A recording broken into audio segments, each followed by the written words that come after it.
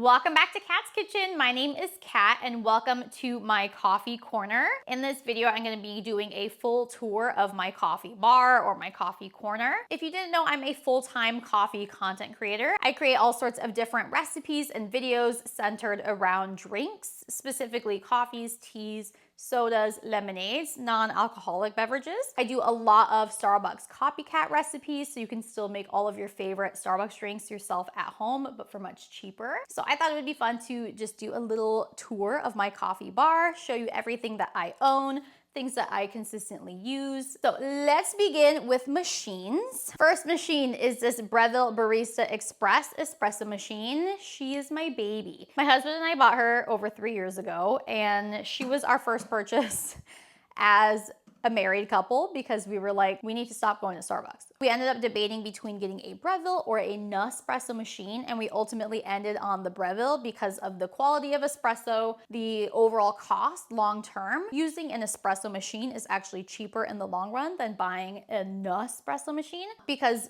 the Nespresso pods are very expensive per pod or per drink compared to an espresso machine where you're using, coffee beans and grinding those. And so we ultimately settled on the Breville Barista Express. We got her from Best Buy for like $600 or $650, and we love her. I used this machine every single day for about 1.5 years.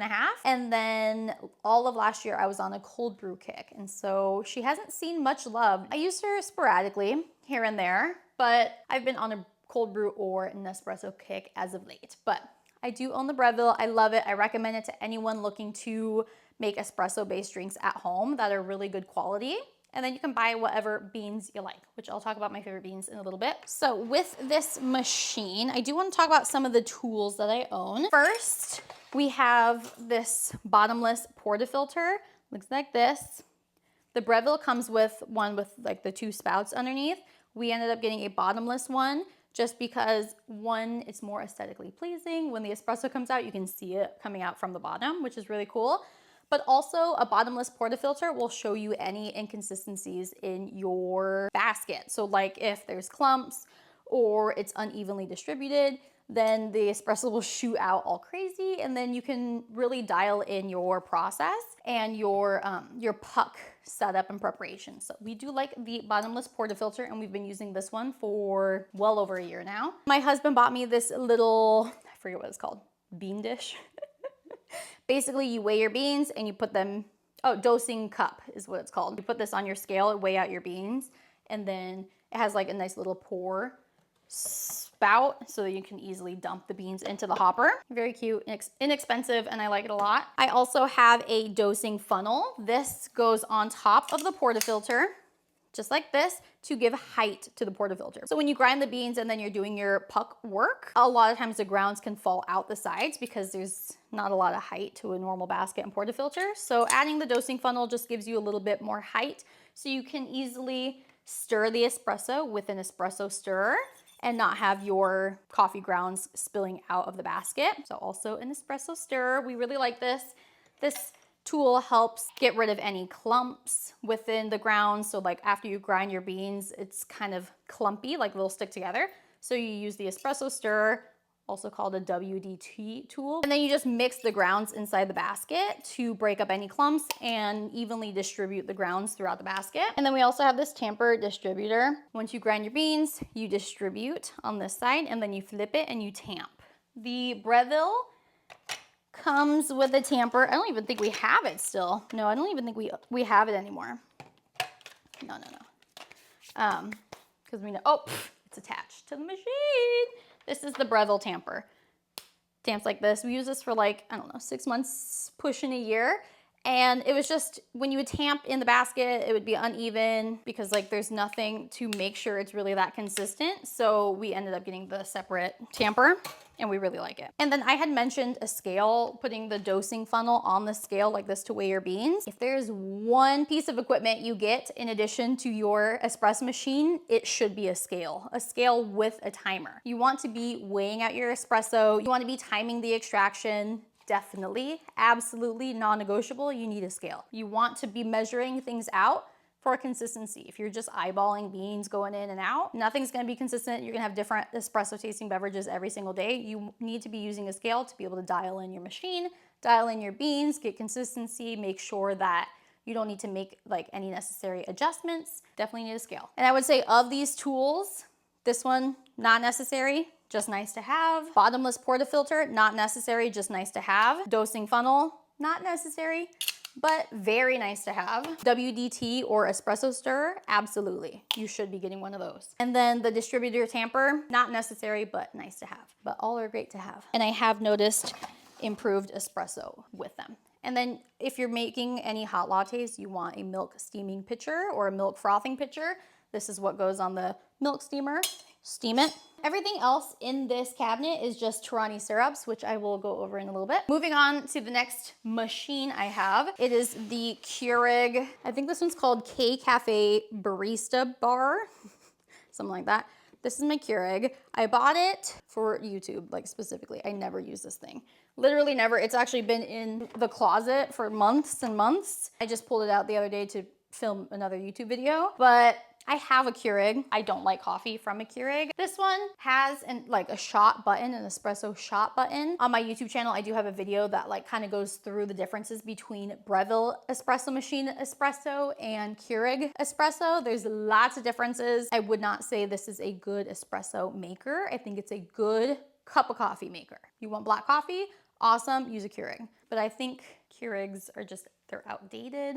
They're not a great coffee shop at home type of machine. They're a money-saving option that just kind of gets the job done, but it's not going to give you great coffee at home. I've tried. Trust me, I've tried. I haven't not tried. I've tried.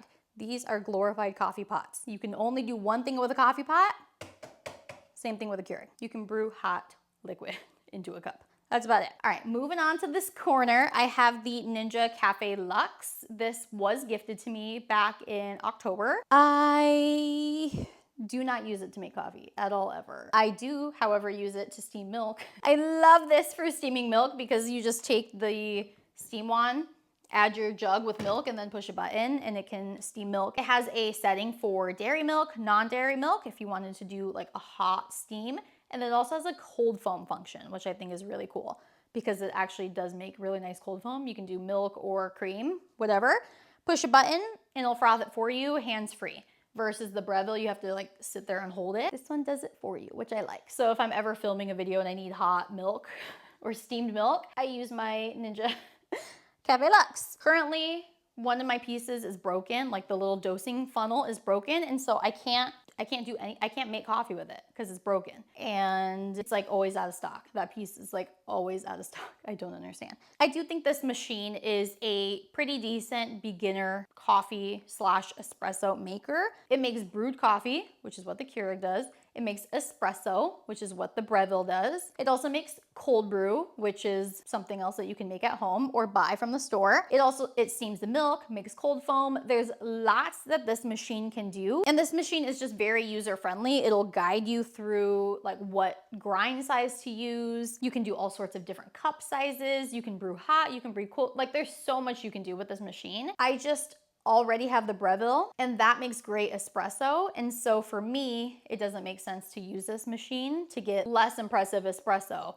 than my Breville. So I don't use it very often. My husband was using it to make drip coffee for a bit, but then he started doing the pour over method and likes that a lot more. Again, this machine is really great for beginners, but if you're someone that is more experienced in at-home coffee, I don't think it's the best option. There's much better espresso makers. There's much better brewed coffee options, better filter coffee options.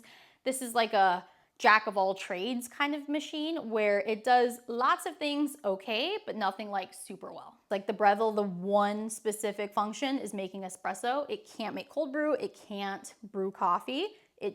Well, it brews espresso, but it can't make like drip coffee or filter coffee. It just does espresso, but it does it very well. If you want multiple functions of everything pretty darn good, Cafe Luxe would be awesome for you. All right, and the last machine that I own is the Nespresso Virtuo Plus. I was also gifted this machine pushing 2 years ago now. In the 2 years that I had it, I almost never used it like to drink coffee. I would only use it for content.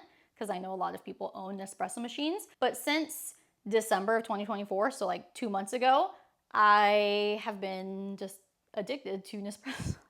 I have been using this every single day. I'll make a coffee in the morning and at night.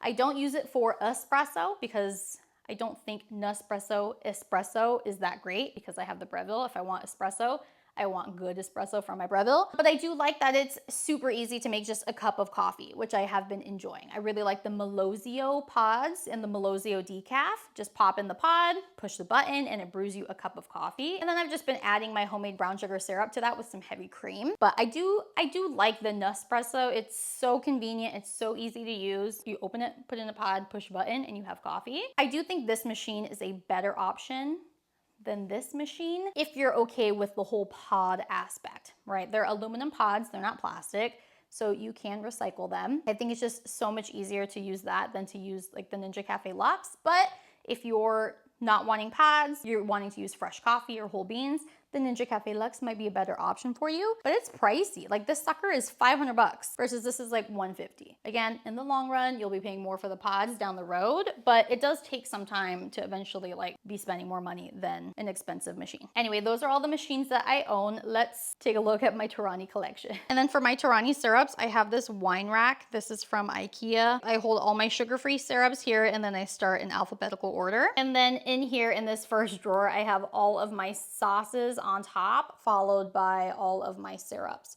all the rest of my syrups on the bottom. So I still have a good amount of Torani syrups. And then in this next cupboard, I have all of my Nespresso pods, literally way too friggin' many. We have a ton of the Melozio and Melozio decaf because that's our fave. But these are all my Nespresso pods. I buy a lot of them for YouTube videos to just like review them. And then I have a lot of ice cube molds that I just have in here. I am planning on doing a Nespresso pod tour and organization video, so stay tuned for that. And then in my next cubby cabinet, these are all my teas and coffees. Some of these like I've bought myself and other things I've been gifted. Most of this I bought myself. I was gifted these ice refreshers. This is why I brought out my Keurig to brew these refresher pods. They're pretty good. I like them a lot. I always keep on hand pressed coffee spitball. We always have this one stocked. This is my favorite coffee to make espresso using my Breville Barista Express espresso machine. And then my second fave, or maybe even like tied for first, I struggle with which one's my fave because they're both so good, are these La Cajava Wahine.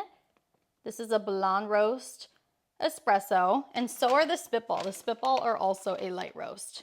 Then I have the Busy cold brew. This is my favorite coarse ground coffee to make cold brew at home, so I like having that on hand. I have the Cafe Bustelo ground coffee. I don't remember why I bought this. I think to use in the French press maybe. And I have some instant coffees. This is the press coffee instant coffee. You can just add this to hot water for like a nice coffee. Cafe Bustelo instant espresso packets. These are great if you're on the go or just need something quick and you don't have an espresso machine. I have the Chamberlain coffee. I don't even think they sell those anymore, instant coffee, but I like to use those for frappuccinos. And then I was gifted these by Caffeine Army.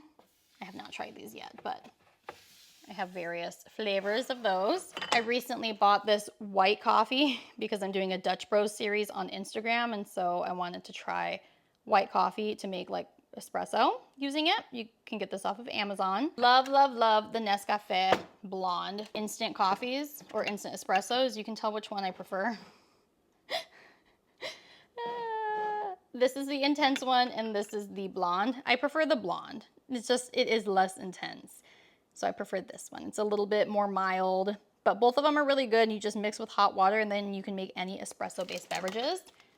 I also have the Lavazza Espresso ground coffee. I bought this to use in the mocha pot. I used it once and never touched it again. I have some pressed coffee cold brew bags. These are okay. I don't really like those. And then I have this Peet's Ultra Coffee Concentrate that I have not yet tried. The Nescafe Ice Roast Instant Coffee, which I do really like. I think it's great for iced coffee drinks as well as like frappuccinos and blended coffees. Then I have some instant espresso powders back there. I really like the Cafe Bustelo one. I do prefer the Nescafe Gold Blonde. Of all of these coffees, I recommend having the Wahine and or the Spitball from Press. Those are my two faves for espresso. If you want instant espresso, my favorite is the Nescafe Gold Blonde. If you want iced coffee in instant coffee form, I recommend the Nescafe Ice Roast. And then if you're using like a mocha pot or an AeroPress, both of these are good. Cafe Bustelo or the Lavazza. And then I do have this Fin. This is a Vietnamese coffee filter. I've used it once. I need to buy like Vietnamese coffee. And then if you